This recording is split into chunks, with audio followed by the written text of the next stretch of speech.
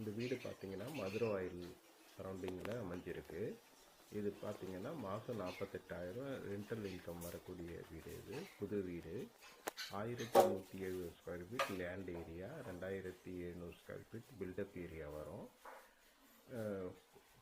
Car பார்க்கிங்கோடு இருக்கும். கீழே வந்து 1 பிஹெச்கே, ஃபஸ்ட் ஃப்ளோரில் 2 பிஹெச்கே, செகண்ட் ஃப்ளோரில் 2 பிஹெச்கே. மேலே சோலார் பேனலுக்கு ஒரு லோ ரூஃப் போட்டிருக்காங்க.